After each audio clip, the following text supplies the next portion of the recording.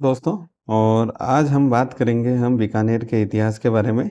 और बीकानेर के इतिहास को स्टार्ट करने से पहले हम ये जान लेते हैं कि भाई बीकानेर के समय जब बीकानेर जब राज्य था तो उस समय कौन-कौन से क्षेत्र थे जो बीकानेर के अंदर सम्मिलित होते थे। तो उस समय जो बीकानेर के अंदर है जो आज का जो वर्तमान का गंगानगर है, हनुमानगढ़ है, हिसार है, चूरू है, पूगल है, मगरा है, गोपालपुरा की पहाड़ियाँ हैं, छापर है, ये सारे के सारा जो क्षेत्र था वो किसमें शामिल होता था? बीकानेर के अंदर शामिल होता था। और बीकानेर के अंदर जो किस राजवंश ने शासन किया था वो क्या था? राठौड़ वंश ने। क्योंकि बीकानेर की स्थापना की थी राव बीकानेर, जो कि किसके पुत्र थे? राव जोधा के, जो कि जोधपुर के राजा थे। तो अगर बात करें आगे बीकानेर की, तो बीकानेर के प्राचीन नाम अक्सर एग्जाम के अंदर पूछ लिए जाते हैं। कि दो नाम बहुत प्रचलित है बीकानेर के, कि एक तो बीकानेर को कहा जाता है जांगल देश और दूसरा कहा जाता है राती घाटी। जांगल देश बीकानेर को इसलिए कहा जाता है, यहाँ पे क्या कहते हैं, जल की तो क्या कमी है और वायु अधिक है। यानी रेगिस्तानी एरिया है तो वहाँ पे ऑब्वियस सी बात है, पानी तो कम ही होगा। और जो हवाएं, जो लू है वो क्या तेज चलती है, इसलिए इस प्रदेश को किस नाम से जाना जाता है? राती घाटी के, जो जंगल प्रदेश के नाम से भी इसको जाना जाता है। एक इसका दूसरा नाम है बीकानेर का, वो है राती घाटी। मारवाड़ी के अंदर राता कलर को बोलते हैं, लाल कलर को बोलते हैं राता कलर। तो यहाँ पे जो बीकानेर के जो आसपास की जमीन है इस सेक्टर की, वो क्या है? लाल बजरी जैसी मिट्टी है। तो इस वजह से इसका दूसरा नाम क्या है? राती घाटी। हम आगे पढ़ेंगे भी सही, राती घाटी का युद्ध। तो राती घाटी या राता जो शब्द है वो किसको डिनोट करता है? लाल रंग को डिनोट करता है। तो बीकानेर के दोनों नाम है, ये दोनों नाम एग्जाम के अंदर पूछे हुए हैं कि जांगल देश जो है किसको कहा गया है और राती घाटी है वो किसे कहा जाता है। अब अगर हम बात करें कि भी बीकानेर के मुख्य राजाओं की और उनकी उपलब्धियों के बारे में हम डिस्कशन करें, तो बीकानेर का जो स्थापना की थी वो की थी राव बीकानेर। तो सबसे मुख्य राजा बीकानेर का आदि पुरुष, बीकानेर का संस्थापक कौन हुआ? राव बीका हुआ।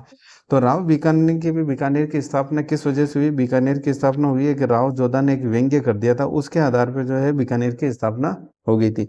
एक बार क्या होता, भाई राव जोधा का भाई था, उसका भाई का नाम था कांदल, और राव जोधा का ये पुत्र था बीका। दोनों आपस में कुछ डिस्कशन कर रहे होंगे, चाचा भतीजा।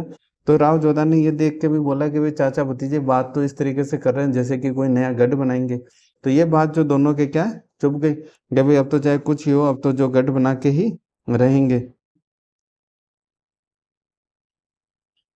तो उस समय यहाँ पे जो बीकानेर का जो अभी वर्तमान क्षेत्र है वहां पर जो है बलोच का कब्जा था। तो जो बीका था, बीका ने अपने चाचा कांदल और छोटा भाई बीदा के साथ में जो मिलकर करणी माता के जो आशीर्वाद से इन्होंने बीकानेर राज्य है जो बसाया। तो बीकानेर की स्थापना किसने करी? बीका ने करी। किसके सहयोग से करी? भाई बीदा के सहयोग से और चाचा कांदल के सहयोग से। फिर जब बीकानेर राज्य हुआ तो फिर यह था कि भाई बीकानेर की अब जो राजधानी किसे बनाया जाए। पहले ये राजधानी जो है कोडमदेसर को बनाना चाहते थे, लेकिन वहां पे जो पुंगल के भाटियों ने भी विरोध किया। राव शेखा के विरोध के बाद में इन्होंने क्या करा, भी कोडमदेसर के पास में जो है बीकानेर राज्य की जो है स्थापना की। तो बीकानेर राज्य की स्थापना से जुड़े हुए कुछ महत्वपूर्ण फैक्ट है जो हमें एग्जाम में बार बार पूछे भी जाते हैं, हमें याद रखना भी कंपलसरी है। कि भाई जो बीकानेर की जो ये राव बीका है, ये राज्य से जोधपुर से निकला कब था? 1465 में ये निकला था। 1472 में इसने जो है बीकानेर की जो है स्थापना की थी, तो यानी राजा बना था। और 1488 में जो इसने राजधानी बनाया था। जो एनसीईआरटी के अकॉर्डिंग जो बीकानेर की स्थापना हुई थी वो हुई थी भाई वैशाख शुक्ल द्वितीया 1545 विक्रमी संवत को, होती वार शनिवार को। यानी एनसीईआरटी के अकॉर्डिंग बीकानेर की स्थापना कब हुई? वैशाख शुक्ल द्वितीया को, और उस दिन वार क्या था? शनिवार। और लेकिन हमारी जो आरपीएससी है वो मानती है कि भाई बीकानेर की स्थापना किस दिन हुई थी? अक्षय तृतीया को, यानी आखा तीज के दिन हुए थे। और एग्जाम में ये भी क्वेश्चन पूछा है, बीकानेर बीका जो है वो आखा तीज पे कौन सी पतंग उड़ाता है? तो एग्जाम में क्वेश्चन पूछा हुआ है। तो बीका जो है आखा तीज पे जो पतंग उड़ाता है उस पतंग का नाम है चांदा पतंग।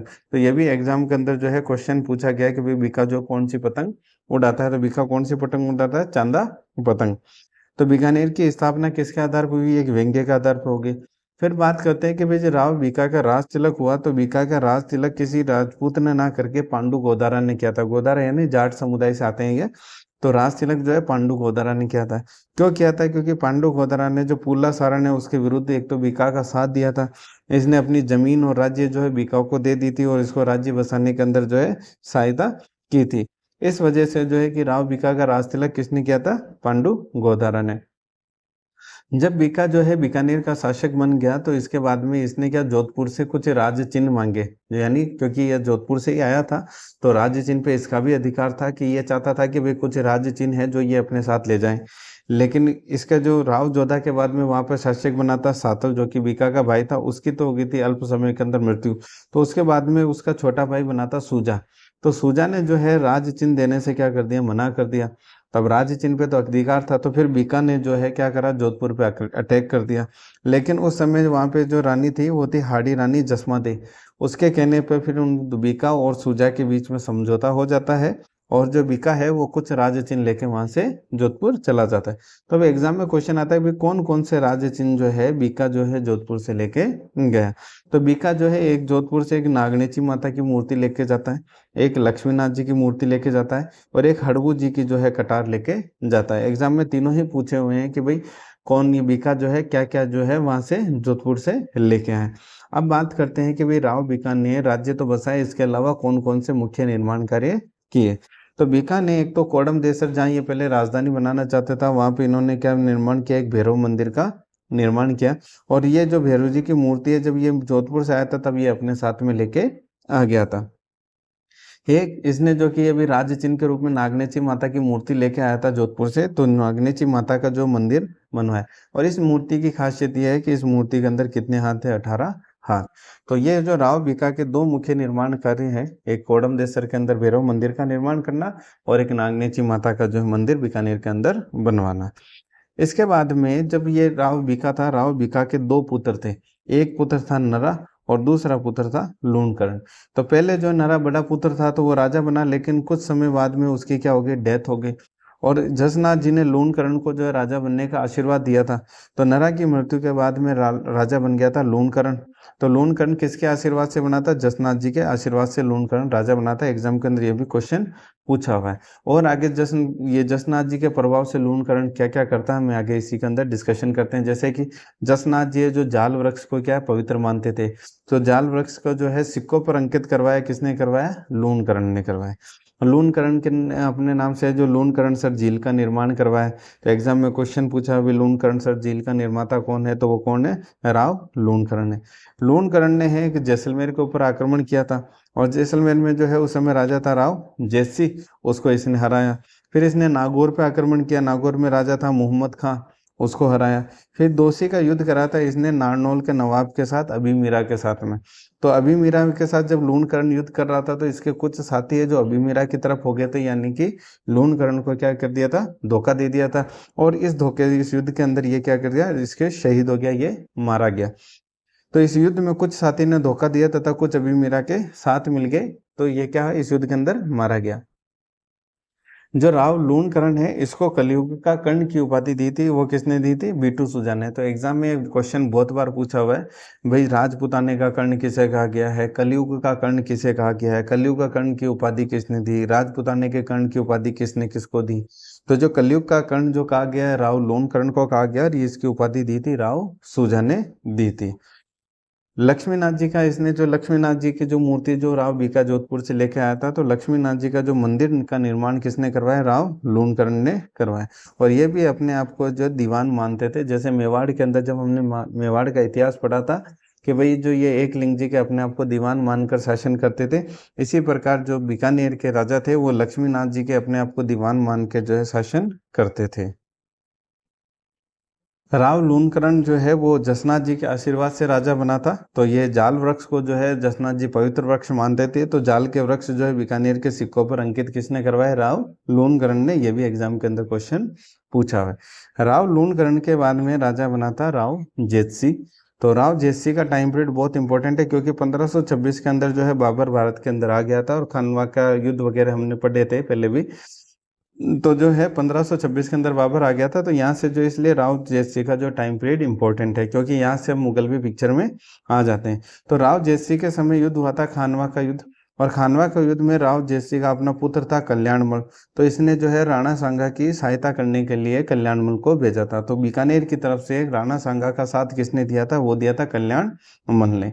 दूसरा राती घाटी का युद्ध हुआ। राती घाटी बीकानेर क्षेत्र को बोला जाता था। तो राव जयसिंह के समय राती घाटी का युद्ध हुआ था 1534 ईस्वी के अंदर, और हुआ किसके साथ था, कामरान। और कामरान था हुमायूं का भाई, क्योंकि मुगल आ गए थे। और मुगल के अंदर जब ये बाबर की डेथ के बाद में हुमायूं ने अपना साम्राज्य जो है अपने सारे भाइयों में बांट दिया था। तो हुमायूं का ही एक भाई था कामरान, और कामरान जो है बीकानेर सेक्टर पे कब्जा करना चाहता था। इसने पहले तो क्या करा कि भटनेर हनुमानगढ़ के ऊपर कब्जा करा, और उसके बाद में ये बीकानेर के ऊपर भी कब्जा करना चाहता था। तो फिर राव जेत सिंह का युद्ध हुआ था कामरान के साथ में, और राव जेत सिंह ने इस युद्ध में कामरान को बहुत बुरी तरह से मात दी थी। इसके बाद में राव जयसिंह का जो सबसे इम्पोर्टेंट युद्ध है वो है पाहेबा का युद्ध, जो कि इसके साथ हुआ था मालदेव के साथ में। और मालदेव और राव जयसिंह का जो युद्ध है हमने मारवाड़ के इतिहास में पढ़ा, जब इसको डिटेल में पढ़ा था। और इस युद्ध के अंदर जो राव जयसिंह है वो मारा गया। राव जयसिंह मारा गया तो राव जयसिंह का पुत्र था कल्याणमल, वो बनेगा अगला राजा। और मालदेव जो है इस समय बीकानेर को जीतकर जो कुंपा को वहाँ का प्रशासक बना देता है। इसके जो दरबारी विद्वान थे राव जयसिंह के, उनमें से एक मुख्य था बीटू सूजा, जिसने किताब लिखी थी राव जयसिरोचन, जो कि राजस्थान आर्ट एंड कल्चर में ये टॉपिक आता है, और वहाँ पे ये क्वेश्चन भी बहुत बार पूछा हुआ है एग्जाम के अंदर। बीटू सूजा की बहुत पॉपुलर बुक है राव जयसिरोचन। और इस बुक के अंदर जो एक तो जो राती घाटी का युद्ध राव जयसिंह लड़ा उसका भी वर्णन है, और दूसरा जो कि लोन कर्ण को जो कलयुग का कर्ण कहा गया, ये रिटर्न में कहाँ मिलता है, तो वो राव जयसिरोचन के अंदर मिलता है। इसके बाद में जब राव जयसिंह की डेथ हो गई, राव जयसिंह के बाद में फिर राजा बना था राव कल्याणमल। और राव कल्याणमल ये हम देख चुके हैं अभी खानवा के युद्ध में इसने राणा सांगा का साथ दिया था। इसने एक युद्ध लड़ा था गिरी सुमेल का युद्ध, ये भी हम पढ़ चुके हैं इसमें मालदेव के समय कि भी शेरशाह सूरी आया था। और क्योंकि शेरशाह सूरी क्यों आया था, भाई राव जयसिंह पर जब इसने आक्रमण किया था तो उसका राव जयसिंह का मंत्री था नगराज। तो उस नगराज को जो है शेरशाह सूरी से सहायता मांगने भेजता है, लेकिन जब तक मालदेव बीकानेर पे कब्जा ऑलरेडी कर चुका होता है। तो फिर जब कब्जा कर लेता है तो फिर ये मालदेव जो शेरशाह सूरी आता है इनके बीकानेर की सहायता करने के लिए। और शेरशाह सूरी का जो युद्ध होता है मालदेव के साथ में, हमने और भी कारण देखे थे कि भाई शेरशाह सूरी मालदेव पे क्यों आक्रमण करता है, क्योंकि मालदेव हुमायूं का भी साथ दे रहा होता है। महादेव की जो बढ़ती शक्ति से जो शेरशाह चिंतित भी रहता है। तो ये बहुत सारे कारण थे। तो ये गिरी सुमेल का युद्ध होता है शेरशाह सूरी और मालदेव के बीच में। और इसके अंदर शेरशाह सूरी है जो षड्यंत्र रचता है, जेता और कुंपा को जो है मालदेव से अलग कर देता है। और इसमें जो है फिर मालदेव की क्या हो जाती है, हार हो जाती है। इसके अलावा राव कल्याणमल के समय में जो है नागौर दरबार लगता है। और नागौर दरबार के अंदर जो पहला राजा होता है बीकानेर का, कि जो कि मुगल अधीनता स्वीकार कर लेता है। इसके अलावा उदयपुर जो जोधपुर से है, उदय सिंह जो मोटा राजा उदय सिंह है वो भी अधीनता स्वीकार कर लेता है। जैसलमेर का हरिराज है वो भी अधीनता स्वीकार कर लेता है।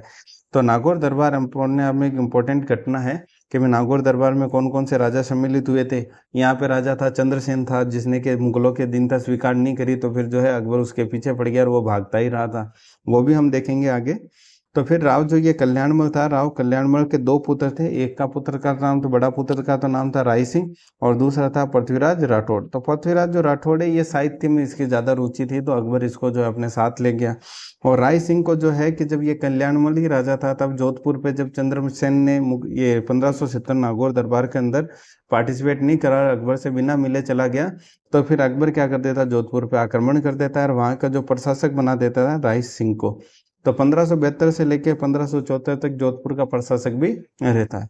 फिर जब 1574 के अंदर जब महाराजा राय सिंह की डेथ हो जाती है, तब फिर 1574 के अंदर फिर ये राजा बन जाता है बीकानेर का। तो 1574 से 1612 का इसका कार्यकाल रहता है, बहुत इंपॉर्टेंट कार्यकाल रहता है कि 1574 में कल्याणमल की मृत्यु के बाद में राजा बन जाता है। अकबर के लिए ये विभिन्न युद्ध अभियानों के अंदर भाग लेता है, तो 1577 में अकबर इसको जो 51 परगने दे देता है। अकबर के लिए इसने कठौली का युद्ध लड़ा। कठौली में यह हुआ था कि मिर्जाओं ने विद्रोह कर दिया था, और मिर्जा दो भाई थे, एक था इब्राहिम मिर्जा था, दूसरा था हुसैन मिर्जा। तो इब्राहिम मिर्जा पे जब इन्होंने अकबर ने वहां पर आक्रमण किया, तो इब्राहिम मिर्जा क्या आ गया, वे भाग के आ गया था मारवाड़ की तरफ आ गया, और मारवाड़ के अंदर ऑलरेडी था राय सिंह। तो राय सिंह के साथ फिर इब्राहिम मिर्जा की जो झड़प होती है, तो फिर इब्राहिम मिर्जा यहाँ से जो हार कर है वो तो पंजाब की तरफ चला गया। फिर यहाँ से जो ये अपना क्या बोलते हैं राय सिंह है, वो अकबर की सहायता करने के लिए गुजरात की तरफ जाता है। तो फिर वहाँ पे इसको जो हुसैन मिर्जा मिलता है, और हुसैन मिर्जा को जो है ये मार देता है। तो हुसैन मिर्जा राय सिंह को मार देता है। दूसरा, इसने जब चंद्रसेन ने जब ये मुगलों से बिना मिले चला गया, बिना संधि करे अकबर से चला गया, तो अकबर जो है इसके पीछे पड़ जाता है। तो अकबर इधर जो बीकानेर का प्रशासक ये रहता है राय सिंह, तो राय सिंह जो है चंद्रसेन के ऊपर क्या करता है, बहुत बार आक्रमण करता है।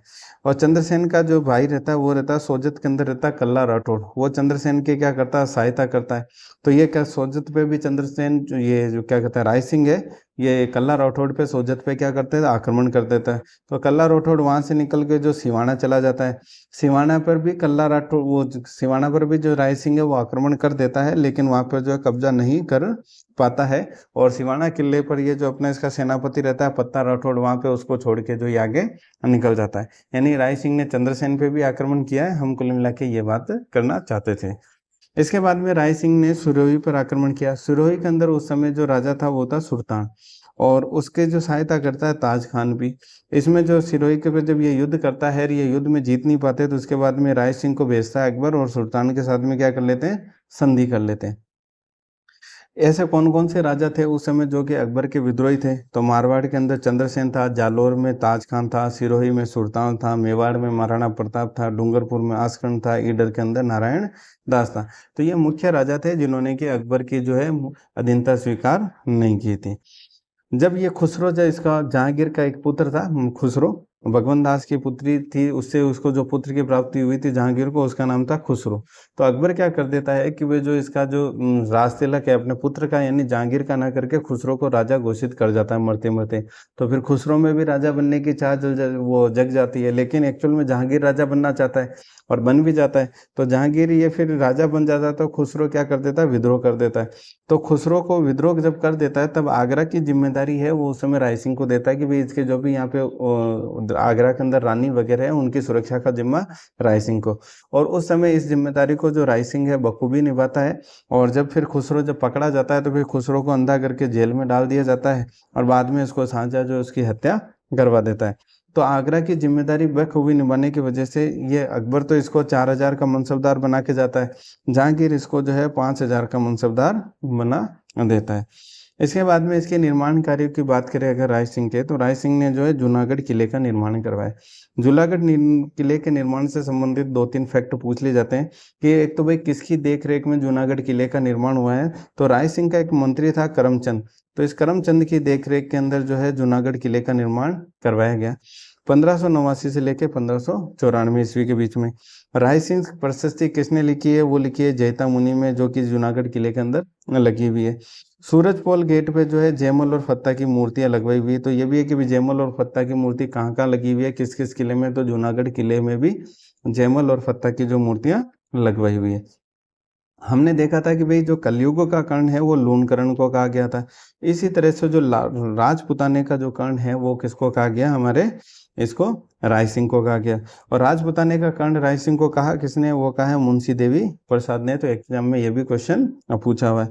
राय सिंह की अगर पुस्तकों की बात करें, तो राय सिंह की पुस्तकें थी राय सिंह महोत्सव, नाम से भी पता पड़ता है राय सिंह के नाम पे है। वेदक वंशावली जो कि वेद शास्त्र से संबंधित है।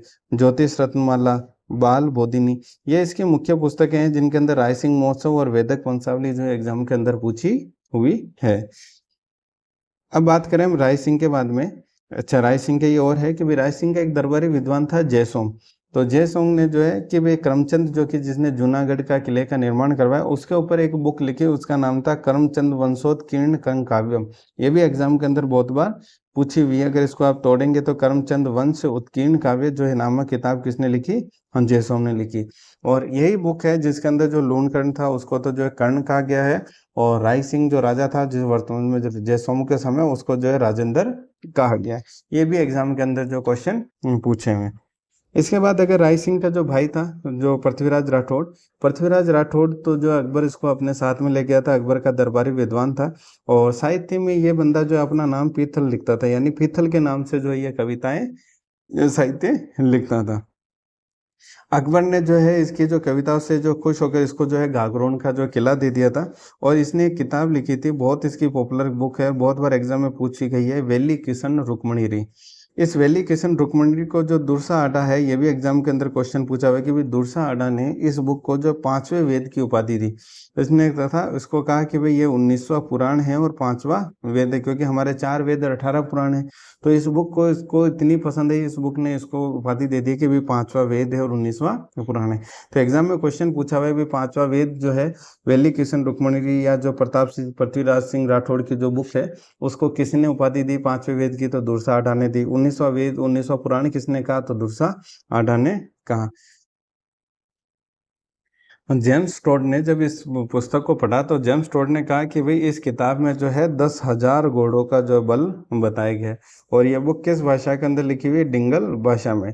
तो वेली किशन रुक्मणी पे 3 क्वेश्चन बन जाते हैं कि भाई ये बुक किस भाषा में है? डिंगल भाषा में। जेम्स टोड ने क्या कहा है? भाई 10,000 घोड़ों का बल है। और दुर्सा अडा ने इसको क्या कहा है? भाई 5वां वेद और 19वां पुराण है। इसके अलावा जो ये पृथ्वीराज सिंह राठौड़ है, इसके अन्य पुस्तकों की बात करें तो गंगा लहरी है, दशम भागवतरा दुआ है और दशरथ वराउत है। ये एग्जाम में जनरली नहीं पूछी गई है। इसके अलावा एक कन्हैया लाल सेठिया की बात करते हैं, जो कि आधुनिक राजस्थान के ये रचयिता उसमें राइटर में आते हैं, ये वो उसमें साहित्यकार में आते हैं। इन्होंने एक बुक लिखी थी पीथल और पाथल। पीथल हमने देख लिया कि पीथल पीथल जो है पृथ्वीराज राठौड़ अपना वो पेट नेम यूज करते हैं, और पाथल उसमें कहा है महाराणा प्रताप को। तो इसमें महाराणा प्रताप और जो है पृथ्वीराज राठौड़ के बीच में जो डिस्कशन है, वर्बली क्वेश्चन एंड आंसर की फॉर्म के अंदर ये बुक है। तो ये भी एग्जाम के अंदर बहुत बार पूछी गई कि भाई इसके पीथल और पाथल के रचयिता कौन है? तो पीथल और पाथल के रचयिता है कन्हैया लाल सेठिया। तो पृथ्वीराज राठौड़ को जो है डिंगल का होरेसे की भी उपाधि मिली हुई है। ये उपाधि देने वाला जो व्यक्ति था वो था एलपी टेसीटोरी। तो एग्जाम में ये भी क्वेश्चन पूछा है भाई डिंगल का होरेसे जो है पृथ्वीराज राठौड़ को किसने कहा है? तो वो कहा है एलपी टेसीटोरी ने। अब एलपी टेसीटोरी कौन था? एक बार हम शॉर्ट में देख लेते हैं कि भाई ये जो इटली के उदीने गांव से आया था। इसके जो गुरु थे राजस्थान के अंदर वो थे विजय धर्म सूरी। और ये 1915 से लेके 1919 तक जो है बीकानेर के अंदर रहते 4 साल। और ये भाषाविद थे। और इन्होंने बुक लिखी थी bardic and historical survey of Rajputana. तो इसकी एक किताब के बारे में भी एग्जाम में पूछा हुआ है। बाकी ये इटली के थे, इनके गुरु कौन थे, कितने साल ये रहे, एग्जाम में नहीं पूछा हुआ है। जेम्स टोड जो है वो पृथ्वीराज राठौड़ की जो तुलना है वो ट्यूडर वंश के जो राजकुमारों हैं उनसे किया करते हैं। इसके बाद में जो ये पृथ्वीराज सिंह के बाद में जो राजा बना था वो राजा बना था महाराजा कर्ण सिंह। और महाराजा कर्ण सिंह के समय हमने पहले भी हमने मारवाड़ का इतिहास पढ़ा था, वहाँ पे हमने डिस्कशन किया था मतीरे की राड़ के बारे में। तो पद्म सिंह कर्ण सिंह सॉरी कर्ण सिंह के समय हमने पहले भी डिस्कशन किया था कि भाई जो अमर सिंह के साथ में महाराजा कर्ण सिंह की होती है मतीरेरी राड़ होती है, और उसके अंदर जो है कर्ण सिंह क्या हो जाता है? हार जाता है अमर सिंह से। हारने के बाद में फिर ये शाहजहाँ के साला है सलावत खां को भड़का देता है। अमर सिंह उसको सल्टा देता है, कटार का धनी कहा जाता है। ये हम ऑलरेडी डिस्कशन कर चुके हैं। इसके बाद में महाराजा कर्ण सिंह को जो है जय जंगलधर बादशाह की उपाधि मिली हुई है। तो पहले हम ये जान लेते हैं कि भाई जय जंगलधर बादशाह की उपाधि इनको क्यों मिली। तो और ये उपाधि धारण करने वाले ये प्रथम राजा थे जिनको कि जय जंगलधर बादशाह की उपाधि प्रारंभ वो मिली थी। तो उस समय क्या था कि भाई जो मुगलों का एरिया था पूरा अफगानिस्तान यहाँ तक फैला हुआ था, कांधार तक फैला हुआ था। तो ये क्या करते हैं भाई, हमारे राजपूत राजा मानते थे कि भाई अगर अटक की सीमा से अगर हम आगे गए तो अटक के हमारा जो धर्म है वो परिवर्तन हो जाएगा। तो अटक की सीमा से ये लोग आगे जाना नहीं चाहते थे, और औरंगजेब जो है षड्यंत्र रच के इनको जो है वो राजाओं का धर्म परिवर्तन करवाना चाहता था। तो अटक से आगे दूसरे धर्म के लोग रहते और वे अपना धर्म परिवर्तित नहीं करना चाहते थे, बट औरंगजेब ने ये चाल चली और राजाओं का धर्म चेंज करने की। तो अटक की सीमा पर जो कर्ण सिंह ने अन्य राजाओं के साथ औरंगजेब के खिलाफ क्या कर दिया? विद्रोह कर दिया, और अटक जाने वाली जो नावों को तोड़ दिया था। तो अटक जाने वाली नावों को तोड़ दिया, इसलिए इसको ये उपाधि दी गई थी जय जंगलधर बादशाह की। और कर्ण सिंह के पुस्तकें में प्रमुख है भी साहित्य कल्पद्रुम। ये भी एग्जाम के अंदर पूछी हुई है कि भाई साहित्य कल्पद्रुम जो है किसकी पुस्तक है? तो वो है कर्ण सिंह की। और जो जय जंगलधर बादशाह ये उपाधि ये कहाँ पे लिखी हुई है, कहाँ से हमें इसका स्रोत क्या है?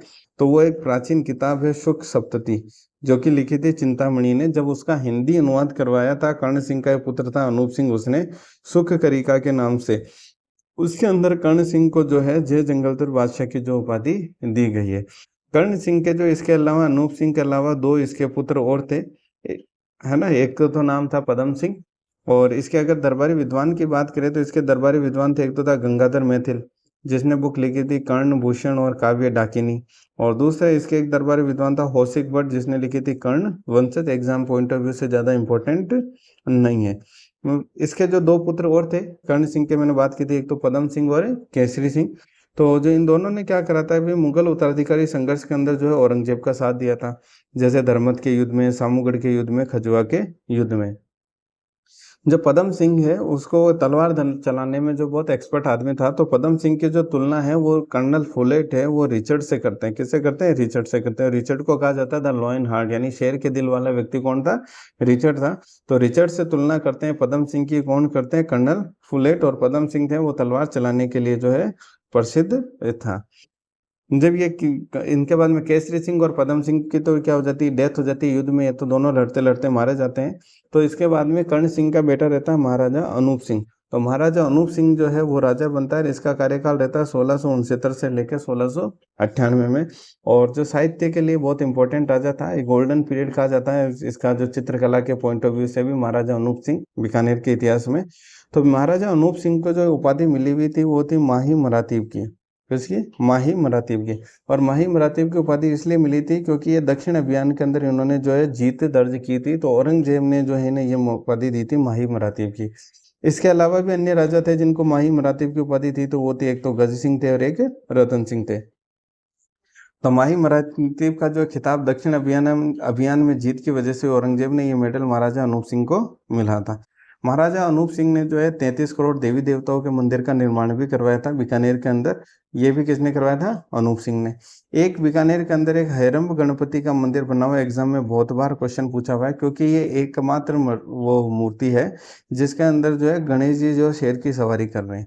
तो शेर की सवारी करते गणेश जी की मूर्ति है, वो कौन सी? हैरम्ब गणेश जी मंदिर का बना हुआ है बीकानेर के अंदर। और एक एग्जाम में कंफ्यूज करने के लिए क्वेश्चन पूछ लिया जाता है भाई 33 करोड़ देवी देवताओं को मंदिर तो बीकानेर में अनूप सिंह ने बनवाया, और 33 करोड़ देवी देवताओं की जो साल है वो मंडोर किले के अंदर बनाई हुई है, और वो किसने बनवाई है? अभय सिंह ने। ठीक है, तो और अभय सिंह कौन था? अजीत सिंह का पुत्र था। इसके अलावा अगर बात करें तो अनूप सिंह ने जो अनूप संस्कृत पुस्तकालय बनवाया बीकानेर के अंदर, और उसने अंदर जो कुंभा के जो संगीत ग्रंथ थे, जो कि हमने 5 पढ़े थे संगीत ग्रंथ थे उसके, वो क्या नृत्य पे, पद्य पे, गीत पे, है ना। तो उन संगीत ग्रंथों का जो इसने क्या करवाया? संकलन करवाया, यानी सारे संगीत ग्रंथों को जो है कंबाइन करवाया उसने, और उसका एक ग्रंथ बनवाया। इसके अलावा अनूप सिंह ने खुद ने जो अपनी पुस्तकें लिखी थी वो लिखी थी, अनूप विवेक लिखी, काम प्रबोध लिखी, श्राद्ध प्रयोग चिंतामणि लिखी, अनूपोदय लिखी। ये चारों की चारों जो किताबें इंपॉर्टेंट है। कि अनूप सिंह की पुस्तकें कौन कौन सी है? अनूप विवेक है, काम प्रबोध है, श्राद्ध प्रयोग चिंतामणि है, और अनूपोदय है। इसके अलावा अगर बात करें तो भाई जयदेव की थी गीत गोविंद, उसका जो अनूपोदय ये जो लिखा है टीका है, ये जयदेव की जो गीत गोविंद बुक है उसका टीका था ये अनूपोदय।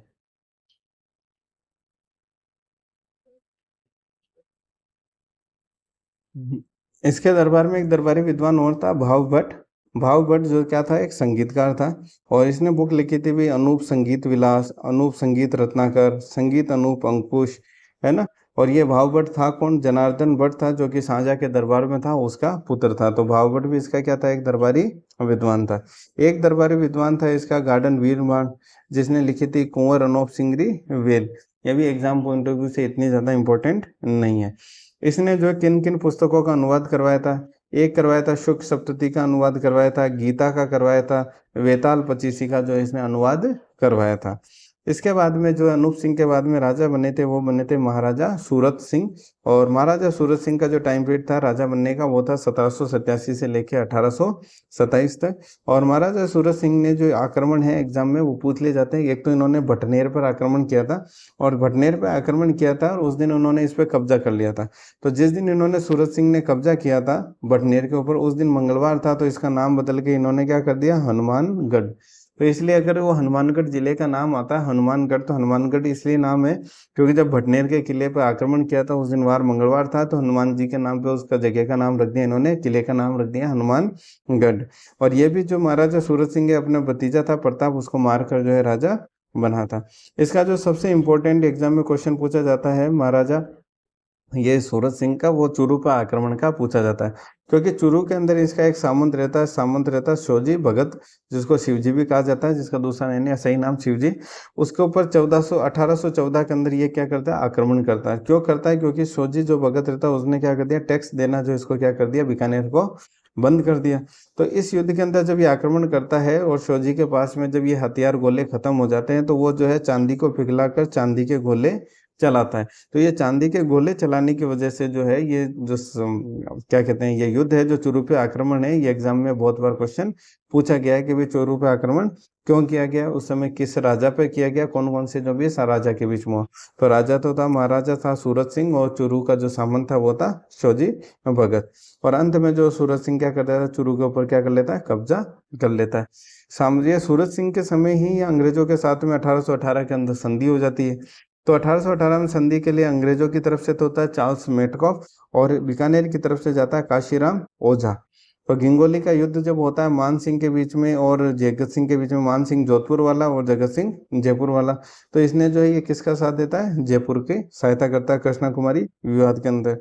जॉर्ज थॉमस जो कि अंग्रेजों का एक भड़ाइती सेनापति होता है, यानी भड़ाइती सेनापति का मतलब होता है कि ये पैसे लेके जो क्या करता है, युद्ध करता है। तो इस जॉर्ज थॉमस ने जो है 2 बार सूरज सिंह के समय क्या करा था, आक्रमण किया था। और जो राजस्थान को जो नाम दिया था राजपुताना, राजपुताना नाम देने वाला व्यक्ति भी कौन था, जॉर्ज थॉमस। तो सूरज सिंह से इंपॉर्टेंट फैक्ट है, एक तो भी जॉर्ज थॉमस ने जो है 2 बार सूरज सिंह के समय आक्रमण किया था, राजपुताना नाम दिया था। जो यशोजी भगत है उसने जो चांदी के गोले चला दिए थे, और भटनेर का नाम बदल के हनुमानगढ़ कर दिया था। और अंग्रेजों के साथ में संधि भी किसके समय हुई थी, महाराजा सूरज सिंह के समय। इसलिए सूरज सिंह बीकानेर के इतिहास के अंदर एक इंपॉर्टेंट कैरेक्टर रोल प्ले करता है। सूरज सिंह के बाद में फिर राजा बनता है महाराजा रतन सिंह। तो महाराजा रतन सिंह का टाइम पीरियड है राजा बनने का 1828 से लेके जो है 1851 ईस्वी तक। और महाराजा रतन सिंह का एक युद्ध लड़ता है बासनपीर का, जब अंग्रेजों के साथ में संधि हो गई 1818 के अंदर, उसके बाद भी ये युद्ध होता है जैसलमेर और बीकानेर के बीच में।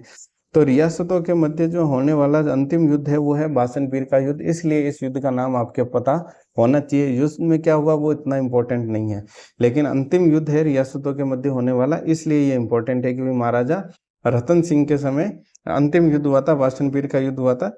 और वो किस किस के, बीकानेर और जैसलमेर के बीच में हुआ। यूँ कि भाई 1829 ईस्वी के अंदर जो जैसलमेर है वो बीकानेर वालों के ऊँट पकड़कर ले गए। अब बीकानेर के ऊँट ले गए तो ऑब्वियस सी बात है ऊँट तो वापस लाने पड़ेंगे, और ऊँट वापस लाने के लिए युद्ध लड़ना पड़ेगा। तो जो रतन सिंह की सेना और उधर जैसलमेर के राजा था गज सिंह, दोनों की जो, जैसलमेर का राजा था गज सिंह, दोनों की जो सेना है वो आपस में लड़ाई करती है, और उसके अंदर गज सिंह जो है जीत जाता है। लेकिन अंग्रेजों से क्या होता है, संधि होने के बाद में भी ये क्या हो गया था, युद्ध हो गया था। तो उस समय मेवाड़ के महाराणा रहते हैं जवान सिंह। तो जवान सिंह ने दोनों के बीच में, बीकानेर और जैसलमेर के बीच में संधि करवाते हैं। और अंग्रेज जो वो रिप्रेजेंटेटिव होता है वो होता है ट्रेविलियन, और बोइलो इस युद्ध का जो क्या करता है, वर्णन करता है। तो और वापिस इन दोनों के अंदर क्या हो जाती है, संधि हो जाती है। महाराजा रतन सिंह के लिए अगर जो याद रखने वाली चीज है वो एक ये है कि भाई इसने जो कन्या वध के ऊपर 1837 के अंदर रोक लगा दी थी। तो रतन सिंह की जो पोस्टिंग थी उस समय थी गया, बिहार के अंदर थी। और रतन सिंह ने जितने भी इसके सारे सामंत थे, सारे सामंतों को गंगा जल हाथ में लेकर कन्यावध नहीं करने की प्रतिज्ञा दिलवाई। तो बीकानेर में कन्यावध पे रोक लगाने वाला राजा कौन था, रतन सिंह। रतन सिंह ने जो है रतन बिहारी मंदिर का निर्माण करवाया, जो कि किससे प्रेरित था, वल्लभ संप्रदाय का। दयाल दास सिंडाइज इसके दरबार के अंदर जो दरबारी विद्वान था, जिसने लिखी थी बीकानेर रे राठौरारी ख्यात, बीकानेर रा राठौरारी ख्यात। एग्जाम में बहुत बार क्वेश्चन पूछा हुआ है, क्योंकि ये राजस्थान की जो है अंतिम ख्यात है, इसलिए इंपॉर्टेंट है कि भाई क्वेश्चन यही है, पूछ लिया जाता है कि राजस्थान की अंतिम ख्यात कौन सी है, तो वो है बीकानेर रा राठौरारी ख्यात। और इस जो अंतिम ख्यात है इसके अंदर जो राव बीका, जो कि बीकानेर का प्रथम राजा था, से लेके सरदार सिंह तक जो है सारी की सारी हमें जो है जानकारी प्राप्त होती है। और बीका जो है जोधपुर से संबंध रखता है, तो उस समय जो जोधपुर के राठौड़ों की भी हमें इससे जानकारी प्राप्त होती है, इसलिए भी ये महत्वपूर्ण है। दयाल इसके क्या नाम, रतन सिंह के बाद में जो फिर मुख्य राजा बनता है वो बनता है गंगा सिंह। रतन सिंह के बाद में राजा कौन बन गया, मुख्य राजा गंगा सिंह। और यही अंतिम राजा है जो, और महत्वपूर्ण राजा है, जो कि 1887 से लेकर 1943 तक राजा रहा था। और इसके बाद में तो जो है कि भाई 1947 में हमारा देश जो है आज़ाद हो जाता है। तो अंग्रेजों के आने के बाद में अगर बीकानेर की तरफ से या पूरे राजस्थान की तरफ से अगर कोई सबसे प्रभावशाली राजा रहा हो तो वो था गंगा सिंह। क्यों सबसे प्रभावशाली राजा रहा था, क्योंकि इन्होंने क्या करे थे भाई, एक तो जैसे कि सबसे पहले बॉक्सर विद्रोह हुआ था। बॉक्सर विद्रोह में होता भी अंग्रेज और चाइनीज के बीच में क्या चल रहा था, विवाद चल रहा था। तो वहां पे हो गया बॉक्सर विद्रोह। उस बॉक्सर विद्रोह का जो गंगा सिंह ने क्या कर दिया था, दमन कर दिया था। इसलिए इसको जो गंगा सिंह को जो चीन युद्ध पदक भी दिया गया। एग्जाम में क्वेश्चन पूछा भी, चीन युद्ध पदक गंगा सिंह को क्यों मिला, तो वो बॉक्सर विद्रोह का दमन करने के लिए। इसके अलावा गंगा सिंह को जो केसरी सिंह की उपाधि दी गई। क्यों दी गई थी, क्योंकि भाई 1899 के अंदर जो है छपनिया अकाल पड़ा था, जिसके अंदर हैजा प्लेग फैला। और गंगा सिंह ने इस अकाल के प्रभाव को जो है कम करने के लिए जो है क्या किया, प्रयास किया। और इसलिए अंग्रेजों ने गंगा सिंह को जो है केसरी हिंद की उपाधि दी थी। इसने जो है गंगा सिंह के समय में 1913 में प्रजा प्रतिनिधि सभा का भी निर्माण किया गया है। प्रजा प्रतिनिधि सभा की स्थापना किसने की? 1913 में गंगा सिंह ने की। और ये राजस्थान में इस तरह का जो क्या था, प्रथम प्रयास। जब बनारस हिंदू विश्वविद्यालय खोला था, एनी बेसेंट के प्रयासों से और मदन मोहन मालवीय के प्रयासों से।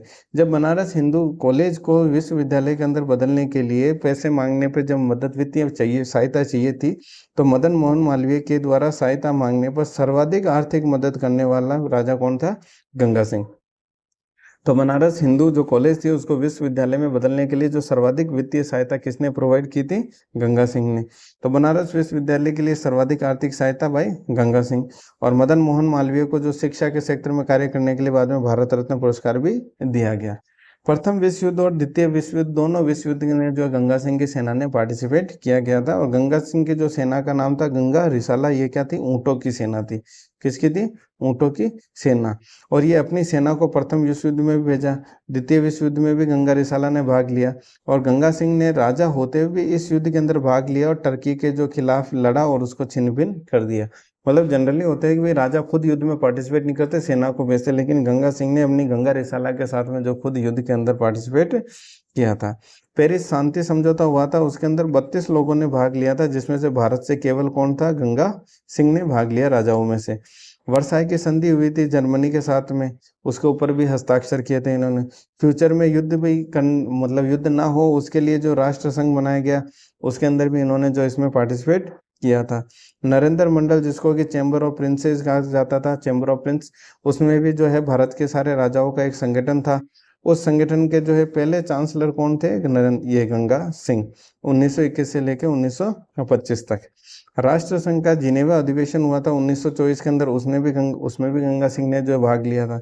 पेरिस शांति समझौते से ये वापस जब लौटते समय वहाँ पे बुक होती है जिसमें कुछ नोट लिखना होता है, तो उन्होंने जो रोम के अंदर जो बुक थी उसमें रोम नोट लिखा था, और रोम नोट के अंदर जो है होम रूल की बात कही है। तो गंगा सिंह ने किस बुक के अंदर, किस नोट के अंदर होम रूल की बात कही है? तो वो है रोम नोट। 1927 के अंदर उन्होंने जो है गंग नहर का जो निर्माण करवाया। तो गंगा सिंह को जो गंग नहर का निर्माण करवाने की वजह से राजस्थान का भागीरथ भी कहा जाता है। एग्जाम में ये भी क्वेश्चन पूछा भाई राजस्थान का भागीरथी कौन? तो वह है गंगा सिंह। और इस नहर का जो इंजीनियर था उसका भी नाम आपको याद होना चाहिए, कंवर सेन। और इसका जो उद्घाटन करता है वो था लॉर्ड इरविन। ये सारे के सारे तीनों एग्जाम के अंदर क्वेश्चन पूछे हुए हैं कि भाई गंग नहर का उद्घाटन किसने किया? गवर्नर जनरल लॉर्ड इरविन ने। गंग नहर के इंजीनियर कौन थे? कंवर सेन। और गंग नहर का जो निर्माण किसने करवाया? गंगा सिंह ने। और गंगा सिंह को क्या कहा जाता है? राजस्थान का भागीरथ कहा जाता है। जब गोलमेज सम्मेलन हुए थे 1930 में, 31 में, 32 में, तो सारे सम्मेलन के अंदर पार्टिसिपेट करने वाला एक ही व्यक्ति कौन था? गंगा सिंह। इन्होंने जो है बीकानेर के अंदर लालगढ़ पैलेस का निर्माण करवाया। और इसके अलावा लालगढ़ पैलेस के अलावा जो देशनों का करणी माता है उसका मंदिर का पुनर्निर्माण करवाया। रामदेवरा में राम मंदिर है उसका पुनर्निर्माण करवाया। गोगा मेड़े में जो गोगा जी का मंदिर है उसका भी पुनर्निर्माण करवाया। तो ये पुनर्निर्माण के ऊपर भी एग्जाम के अंदर क्वेश्चन पूछे हुए हैं। बीकानेर के रियासत में इन्होंने जो सिक्कों पर छपवाया था कि भाई एक तरफ तो छपवाया था विक्टोरिया एम्प्रेस और दूसरी तरफ बीकानेर स्टेट। तो ये किसके समय लिखा जाने लगा था? गंगा सिंह के समय। और इसी से ऐसे इन्हीं की कॉपी करके जो मेवाड़ के महाराज थे स्वरूप सिंह, उन्होंने भी लिखा था सिक्कों के, एक साइड तो लिखा था दोस्ती लंदन और दूसरी साइड लिखा था चित्रकूट उदयपुर। तो ये हो गया हमारा बीकानेर का इतिहास। और बीकानेर के इतिहास के बाद में हम नेक्स्ट में हम पढ़ेंगे कि भाई परमार वंश के इतिहास के बारे में। तो आज के लिए इतना ही सफिशिएंट है। और हम नेक्स्ट एक एक में अपने लेक्चर के अंदर बीकानेर का इतिहास जो हमने ख़त्म कर दिया, अब नेक्स्ट लेक्चर में जो है हम परमार वंश के इतिहास के बारे में बात करेंगे। अगर आपको कंटेंट पसंद आए तो प्लीज़ इसको लाइक कीजिए, शेयर कीजिए, सब्सक्राइब कीजिए। Thank you.